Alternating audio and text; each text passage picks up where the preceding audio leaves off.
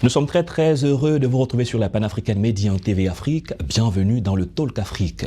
Le développement est dans une large mesure une transformation structurelle de l'économie. Les experts estiment que ce n'est pas seulement une question de croissance. La dynamique de l'industrialisation est une composante essentielle de cette transformation structurelle avec comme caractéristique une augmentation de la proportion du revenu national provenant des activités manufacturières et du secteur secondaire en général. Comment industrialiser le continent africain pour atteindre le plein développement? On en parle dans cette émission. Nous avons le privilège de recevoir sur notre plateau deux invités, deux experts en la matière. Dodo Alexis Diallo est avec nous. Bienvenue sur notre plateau. Merci, c'est avec un réel plaisir que je suis là. Un plaisir partagé. Je continue d'être avec vous. C'est un plaisir de vous recevoir. Vous êtes expert télécom, manager général de Texium.com. Vous êtes aussi écrivain, pour ne citer que ces différents titres. Tout à fait. C'est deux chapeaux. C'est cela. Voilà. Ok, très bien. Avec nous sur le plateau également, Dr Hyacinthe Kofi, bienvenue sur notre plateau. Merci. Alors, vous êtes expert reconnu des systèmes d'information et de la protection des données à caractère personnel. Vous êtes docteur et chercheur associé à la chaire API de Paris, certifié en stratégie de transformation numérique des organisations de la prestigieuse École Polytechnique X de Paris. Ça, c'est pour ne citer que ces titres, parce que les compétences qu'on a à notre disposition, voilà, bienvenue encore sur notre plateau. Merci à vous. Avec vous, messieurs, nous allons réfléchir sur le continent africain, parler d'économie, de développement, mais mettre l'accent sur l'industrialisation. Alors, vous avez certainement parcouru de nombreux pays en Afrique, comme hors de l'Afrique, on le disait hors antenne. Il y a un exemple qui vous a marqué, celui du Maroc. Donc, Monsieur Dialoué, alors qu'est-ce que vous retenez de ce pays-là? Alors, de ce pays, lorsque j'y suis arrivé pour la première fois, ce qui m'a marqué dans un premier temps, c'est l'état d'aménagement. C'est-à-dire, ça donnait l'idée d'un pays qui a suffisamment de ressources pour s'aménager. Le deuxième point qui m'a intéressé, comme je le fais toujours à chaque fois que je suis dans un pays en dehors de la Côte d'Ivoire, c'est l'état, la capacité de ce pays-là à s'investir dans l'industrie. Et j'ai été bluffé par le Maroc, que je vois visiblement orienté vers l'industrie portée par une politique volontariste. Et ça m'a vraiment marqué. Quand j'ai vu l'industrie automobile, l'industrie aéronautique, pour ne citer que ces deux industries, j'ai été vraiment bluffé. J'ai vu qu'il y a un élan manifeste d'aller vers l'industrialisation qui s'enclenche au Maroc. Dans nos échanges hors antenne, docteur, vous estimiez qu'au-delà des paroles, au-delà de la définition des politiques, passer à l'acte est la chose la plus importante, n'est-ce pas? Bien sûr, parce qu'aujourd'hui, dans nos contrées africaines, il nous faut passer à l'action. Parce que comme on a pris le cas précis du Maroc, il y a de belles infrastructures, il y a aussi par derrière de belles écoles, en fait, comme on le sait, bien de pays africains, après avoir passé l'étape du baccalauréat, vont au Maroc parce qu'effectivement, on peut y trouver plein de belles choses, mais aussi plein de belles écoles. Donc, il y s'y trouve donc une sorte d'intelligentsia, et donc il faut pouvoir passer à l'action, en tout cas pour tous les pays africains, pour pouvoir véritablement mettre le doigt sur le sujet qui est l'industrialisation finalement. Très bien. Dans tous les pays, il y a les compétences. Dans tous les gouvernements, il y a des experts recrutés ou avec lesquels j'en travaille. Mais pourquoi, M. Dodo, en Afrique, on est encore à la traîne avec cette question? Je pense que la question de l'industrialisation, il faut la voir quand même sous deux aspects. C'est vrai qu'on peut avoir la matière grise, des gens qui savent. Mais l'industrie, c'est le savoir et le savoir-faire. Parce que passer à l'acte, comme le dit M. Kofi, passer à l'acte, c'est le savoir-faire. Et ce savoir-faire-là, il faut le créer, l'entretenir, l'améliorer de façon continuelle pour qu'il y ait de la compétence et pour qu'on adresse les problématiques plus complexes. Voulez-vous dire que ce savoir-faire n'est pas vraiment créé? Voilà. Et ce que je dis, c'est que ce savoir-faire, pour moi, il manque. Et il y a des manières d'acquérir le savoir-faire. Et je pense peut-être qu'on en parlera, mais c'est tout un processus pour avoir le savoir-faire. On a le savoir, on a les universités, on a les écoles techniques, etc. Mais aujourd'hui, c'est le savoir-faire. Est-ce que je sais faire? D'accord. Les pays qui s'industrialisent, qui sont des modèles, Quand on veut prendre pour exemple, qu'est-ce qui marche chez eux? Comment est-ce qu'ils y sont parvenus? Oui, pour ces pays-là, je pense que, comme on l'a dit, hein, c'est le savoir-faire. Je pense que M. Dodo a été clair là-dessus. Ouais. Le savoir-faire, parce que au-delà de ce qu'on sait, au-delà de ce qu'on apprend, mais il faut passer véritablement à une phase réelle, en fait. C'est-à-dire qu'on quitte l'univers de la théorie, mais on vient vers quelque chose de beaucoup plus formel, de beaucoup plus visible, en fait. Et par exemple, je pense que cela quitte déjà dans nos écoles. Parce qu'aujourd'hui, nous qui avons fait un lycée technique, quand tu as fait une série T1, après tu as la possibilité de faire soit une série F1 pour de la mécanique, la F2 pour l'électronique et la F3 pour l'électromécanique. Mais aujourd'hui, pour l'électrotechnique, pardon. Mais aujourd'hui, quand tu as fini toutes ces étapes-là, que tu sors avec ton baccalauréat, tu vas venir refaire encore d'autres types de matières parce qu'on a eu l'occasion de faire du tournage, du fraisage, de l'automatisme. Mais une fois que tu as franchi les caps, pour une personne qui a fait un lycée technique, tu te retrouves souvent en train de refaire ces mêmes matières-là, plutôt que de partir sur les acquis que tu as pu avoir et de pouvoir aller sur cette base-là. Donc, pour moi, il nous faut véritablement quitter ce cap-là, beaucoup plus théorique, mais passer vers un cap beaucoup plus concret et pratique, en fait. D'accord. Quand on parle d'industrialisation, est-ce qu'il n'y a que des personnes qui sortent d'une école prestigieuse? On prend l'exemple ici en Côte d'Ivoire. On a l'exemple d'un jeune qui, depuis son village, qui n'est même pas allé à l'école, je crois qu'il a arrêté ses études à l'école primaire, donc on peut dire qu'il n'est vraiment pas allé loin. On ne pouvait pas espérer mieux de lui, mais qui est concepteur d'un véhicule. L'INPHB, l'Institut National Polytechnique Houphouët-Boigny, l'a récupéré dans leur centre incubateur et c'est de l'encadrer. On n'a pas encore vu la version finale ou l'industrialisation de ce qu'il a comme produit, mais il est concepteur, il est dessinateur d'un véhicule avec les différents assemblages. Alors, M. Dodo Alexis, de qui on a besoin quand on parle d'industrialisation? Alors, l'industrialisation, on a besoin du plus petit technicien au professeur d'université. Très bien. Toute cette chaîne-là est incluse dans l'industrialisation. L'exemple que vous venez de donner, c'est un exemple patent. Il est au village, il est féru de la mécanique, il sait débrouiller à monter un engin.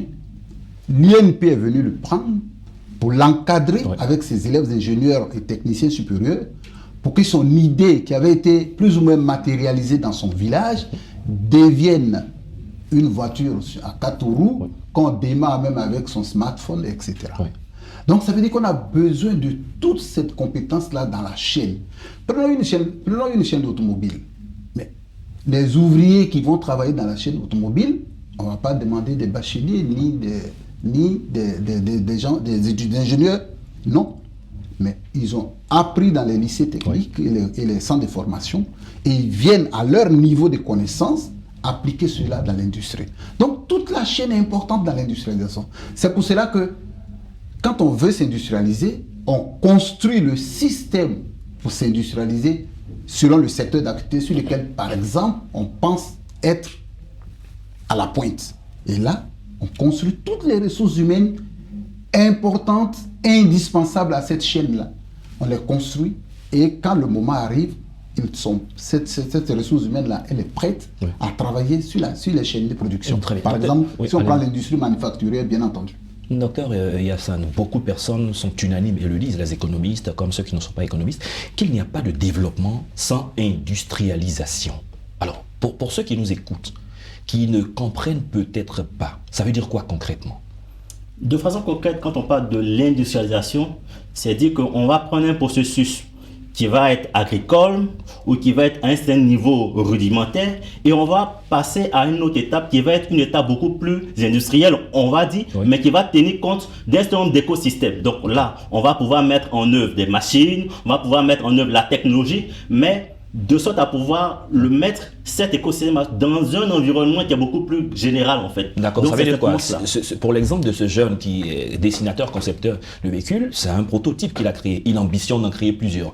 On n'est pas encore au stade d'industrialisation. À quel moment dira-t-on que nous sommes à ce stade d'industrialisation pour la fabrication de véhicules par exemple? Ok, donc quand on parle de processus, en fait, c'est bien cela. C'est dire qu'on a une phase d'exploration, donc on a exploré, on a conçu un véhicule. Après cela, on va pouvoir passer à des phases de test, essayer de voir est-ce que ce véhicule-là qui a été conçu répond aux normes locales, mais aussi aux normes internationales.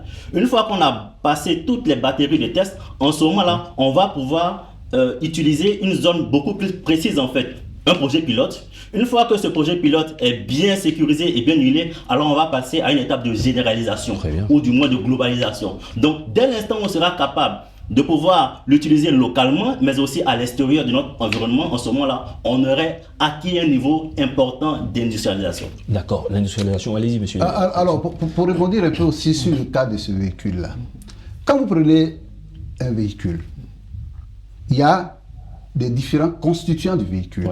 Il y a le moteur, il y a la carrosserie, il y a le système électronique, etc. Ce que le jeune a fait, c'est une invite à dire, nous pouvons assembler ces différents constituants pour monter un engin sur 4 roues avec un volant. Si demain, la Côte d'Ivoire décide de s'investir dans l'industrie automobile, elle va dire, comment je procède? Je commence déjà par faire des montages. Donc, tous les ingrédients sont fabriqués ailleurs, ces ingrédients arrivent en Côte d'Ivoire, et je construis donc un écosystème où nous montons les véhicules. Après, on dit, écoutez, c'est bien, maintenant, on va penser à fabriquer le moteur. Là, tu rentres dans le lourd, tu fais le moteur, tu dis, bon, je vais faire les pneumatiques, etc. Et dans l'automobile, il y a un certain nombre d'ingrédients que tu maîtrises, donc produits par tes industries locales, et puis peut-être qu'il y en a que tu vas commencer à importer. Et puis, avec le temps, tu peux construire un écosystème industriel. Les gens vont fabriquer des pneus. Les gens qui feront les cartes électroniques pour piloter le véhicule. Il y en a qui vont faire la carrosserie. Il y en a qui vont faire les moteurs, etc. Donc, c'est tout ce panoplie-là monté ensemble qui va constituer, par exemple, notre industrie automobile. Mais c'est une volonté de le faire. Une fois que l'État prend cet engagement, va encourager, l'État peut ne même pas investir lui-même, mais on va lui dire, forme des gens dont on aura besoin. Maintenant, on va laisser par exemple au secteur privé demander aux investisseurs étrangers, voici les facilités que je vous donne, nous voulons horizon 10 ans produire notre propre voiture, mais venez chez nous, vous installer, on vous donne des facilités fiscales pour éclore votre industrie. Maintenant, après, derrière, nous allons demander de façon formelle, ça j'insiste, de façon formelle, nous allons demander un transfert de technologie pour qu'au bout de 15 ans, nous soyons capables de produire le premier véhicule ivoirien, par exemple. Donc, ce que le jeune a fait, c'est une invite. Ce que l'INP a fait, ils ont montré leur capacité à encadrer des gens, leur capacité intellectuelle et technique à accompagner un jeune pour sortir un véhicule, un prototype. Mais derrière, l'INP, c'est une école. Donc, c'est une école d'ingénieurs.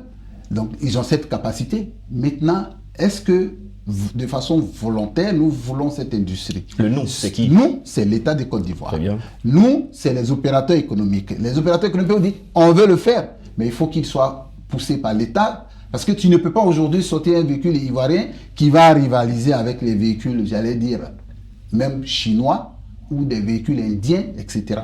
Mais il faut donner la volonté de le faire, et puis progressivement, vous allez voir, par exemple pour l'industrie automobile, dans 10 ans, dans 15 ans, aujourd'hui avec l'évolution même de la motorisation, où nous sommes passés maintenant au moteur électrique, pour moi, c'est une occasion donnée à l'Afrique, par exemple, de s'engouffrer, parce que le moteur thermique est beaucoup plus complexe qu'un moteur électrique. Voilà un peu ce que je pourrais dire. Au niveau de la formation se situe à quel niveau de l'industrialisation? C'est avant de penser à la politique d'industrialisation, elle fait partie de cette politique d'industrialisation, ou c'est quand on a acquis tout ce qu'il faut en termes de matériel technique qu'il faut penser à la formation?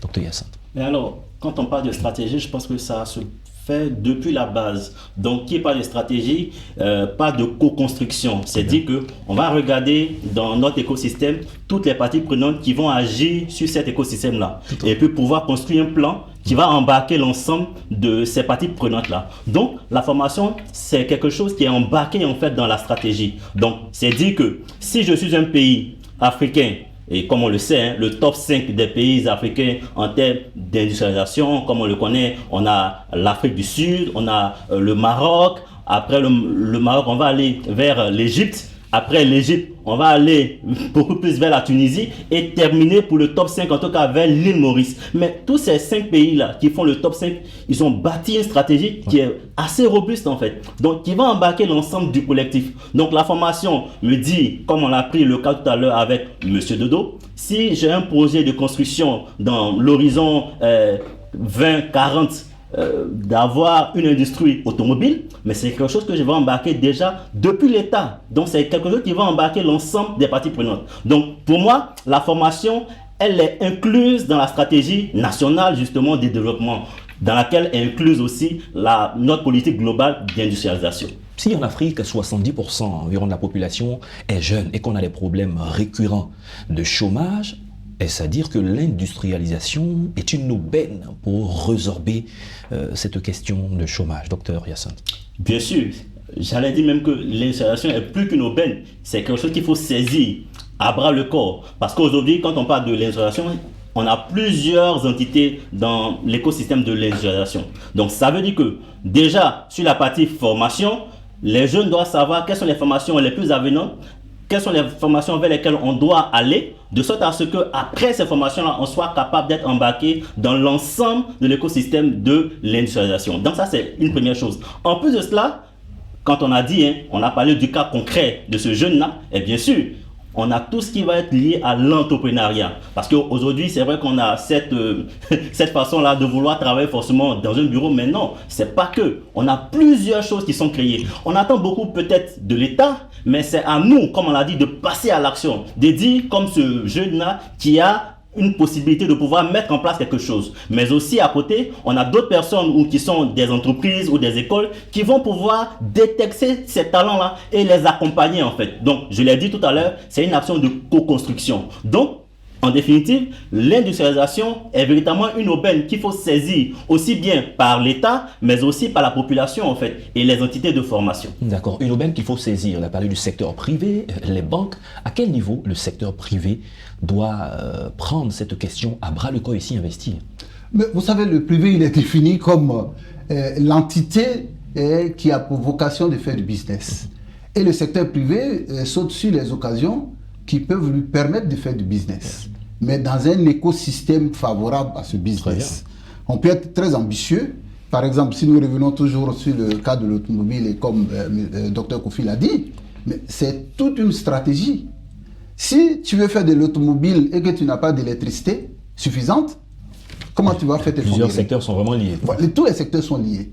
Mais donc, c'est dans cet écosystème-là que l'entrepreneur dit: je veux faire ça, mais pour le faire, voici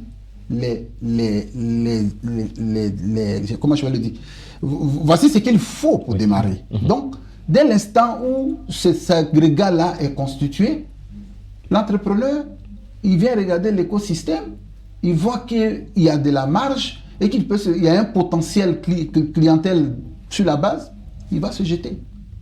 Donc, le privé, quand vous regardez les autres pays, c'est le privé qui le porte. Mais avec une politique volontariste de l'État, mais c'est le privé qui le porte. Quand on dit aujourd'hui la Chine est l'industrie, est l'atelier du monde, c'est pas l'État. C'est que tu as les industries partout. Ouais. Du bouton de nos cravates jusqu'au jeu même anodin, tout ça c'est fait par les privés. Mais les privés impulsés dans une politique volontariste des pouvoirs publics à aller de l'avant sur ces problématiques-là. Qu'est-ce qui manque? Sinon, le privé, il est disponible à y investir. Alors, qu'est-ce qui manque dans le secteur agricole, quand on sait que nos économies s'appuient en grande partie sur le secteur agricole qui peine aussi à être industrialisé? Alors, enfin, hier, j'ai eu un entretien avec quelqu'un qui vit au Maroc. Un entretien vraiment assez profond.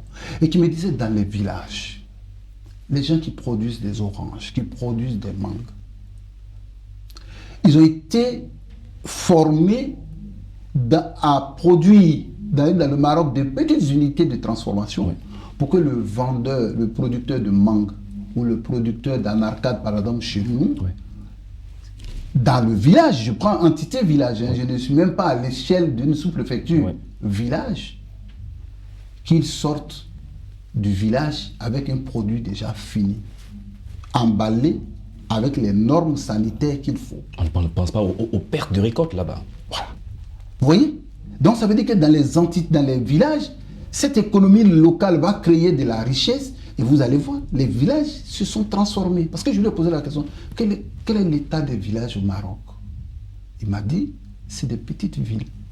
Pourquoi? Mais parce qu'il y a la richesse locale qui est créée. Ceux qui sont agriculteurs, ceux qui sont dans l'élevage, ils vont sortir avec du lait déjà conditionné, ils vont sortir avec du fromage conditionné aux normes sanitaires qui font qu'on peut l'acheter sans souci. Et ça fait partie de l'industrialisation de base. Ça fait que de la richesse au niveau micro, j'allais dire au niveau entité administrative, village. Imaginez que cela s'étende à des sous-préfectures, à des régions, etc. Donc voici un peu, ne serait-ce que cet exemple-là qui est très patent et qui est, par exemple, un exemple à copier pour les autres pays d'Afrique. Comment est-ce que l'Afrique va réussir à réduire ses importations? Parce que pratiquement, l'Afrique importe pratiquement tout. Quand on prend la Côte d'Ivoire au niveau de la riziculture, on le constate. Au niveau de l'agriculture, comment mécaniser l'agriculture, arriver à l'industrialisation pour qu'on profite de la richesse à l'intérieur du pays? Mais alors, comme on le sait, hein, la Côte d'Ivoire occupe la 13e place à l'échelle africaine quand on parle de l'industrialisation. Et l'autre chose qui est aussi importante à noter, c'est que la Côte d'Ivoire est le premier pays à l'échelle mondiale en termes de production de cacao, oui, mais aussi en termes de production de l'anacarde. Sans toutefois nommer la partie du café où on occupe la 3e position en termes d'exportation. Et donc, dans cet écosystème-là, où on a beaucoup de potentialités, où on a beaucoup de qualités, oui, ce qu'on peut faire simplement, c'est de pouvoir passer à la transformation en fait. Si on prend le cas simple du café ou même du cacao, quand on a fait une action vers l'extérieur par rapport à ces denrées-là, à ces matières premières-là, et quand l'action va revenir, on se rend compte qu'il y a un gap, un gros gap en termes de coût. Simplement cela. Donc, il nous faut aller vers la transformation en fait. Et c'est simplement dans cette action-là de transformation, mais qui parle de transformation, parle de formation. Ouais. Parce qu'on doit être capable de savoir comment est-ce que cela se fait. Justement. Mais aussi et surtout, on ne va pas parler forcément de la partie technologique, parce que voilà, je suis dans le domaine de la technologie, souffrez que j'en parle. Parce qu'aujourd'hui, on parle de la technologie nouvelle, de l'intelligence artificielle, ouais, de l'IoT, de la blockchain, qui sont des technologies de transformation numérique, mais aussi qu'il faut embarquer dans tout ce qu'on fait aujourd'hui. Donc, simplement, quand on regarde même pour les pays qui ont réussi, dans le cas de la Chine, simplement, sur la partie formation, la Chine a fait quoi? Elle a envoyé ses ingénieurs, ouais, ses chercheurs à l'extérieur. Allez-y apprendre, allez voir comment est-ce que les choses se font. Ça, c'est la première chose. Ensuite, la Chine va faire quoi? La Chine va faire venir de la technologie localement, va faire venir, d'accord? Et quand ces produits-là vont arriver, les Chinois vont démonter. Ils vont regarder, mais comment est-ce que les choses sont assemblées? Comment les choses sont faites? On a pris le cas tout à l'heure du véhicule, mais si c'est un Chinois, il fait venir un véhicule. Quand le véhicule arrive, plutôt que de le rouler, il va simplement le décomposer pour voir comment est-ce que les produits sont assemblés, comment est-ce que le moteur est agencé et tout cela. Donc, c'est vraiment cette culture-là. Moi, je vais parler plutôt de culture en fait de l'industrialisation. Et ça, cela doit se faire à toutes les étapes de la chaîne, depuis le bord champ jusqu'à l'état en fait. Donc, c'est quelque chose qu'on doit pouvoir embarquer dans l'ensemble de notre façon de penser et de faire les choses. Très bien. Et, oui, alors, je vais rebondir un peu sur le cas chinois. Il n'y a pas longtemps, je regardais un documentaire sur la Chine. Il disait quoi? Qu'ils ne savaient pas comment créer des tunnels sous la mer. Ils ont envoyé leurs étudiants dans les pays, au Japon, aux États-Unis, en Europe, en Australie. Mais comme Dr Kofi l'a dit, je vous dis allez, mais je vous attends. Il faut revenir. Il faut revenir. Parce que si je lui dis d'aller apprendre et qu'il apprend qu'il est recruté par une firme, qu'est-ce que je gagne? Finalement, il sert les intérêts de notre pays. C'est pour cela, moi, quand je vois vraiment l'émulation qu'on a aujourd'hui, à accompagner l'excellence, au baccalauréat, etc., mais il faut qu'il revienne. Donc les Chinois, ils reviennent avec la technologie apprise et ils l'appliquent. Et ça, c'est important pour l'Afrique.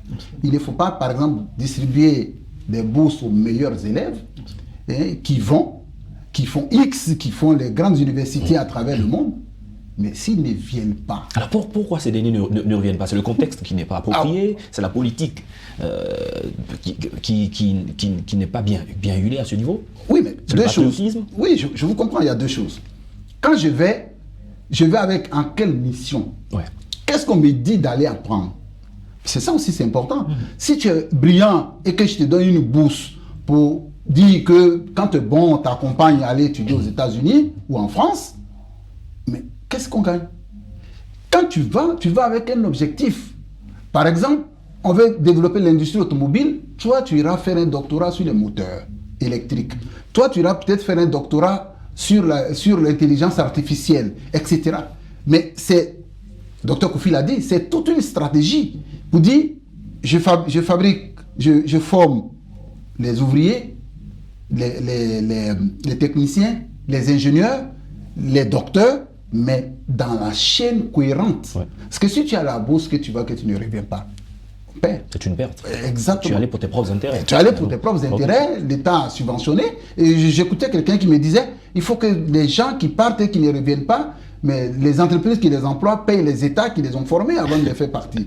Mais justement, c'est toute une stratégie cohérente qui va déclencher cette industrialisation dont nous parlons. Parce qu'en réalité, s'il n'y avait pas la fuite des cerveaux, on aurait pu capitaliser toutes ces compétences. Nous sommes déjà à la fin de cette émission qui devenait de plus en plus intéressante.